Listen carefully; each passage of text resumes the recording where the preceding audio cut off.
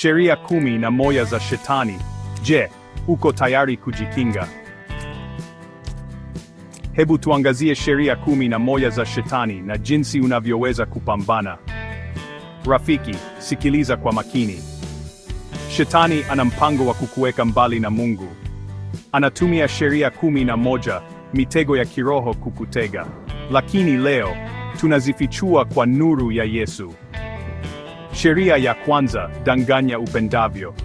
Lakini Yesu anasema, mimi ndimi njia, kweli na uzima. Usidanganywe na uongo, acha kweli ya Kristo ikufungue.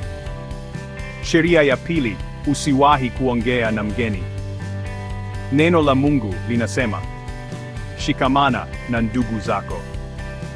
Familia yako ya kiroho ni ngao yako, usitembee peke yako.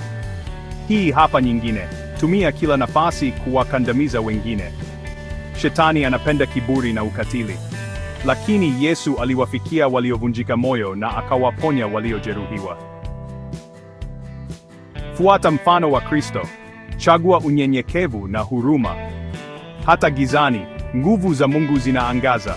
Kama yule mtu aliyejifunza neno la Mungu kupitia lugha ya ishara, hakuna kinachoweza kuzuia upendo wa Mungu. Uko tayari kupambana?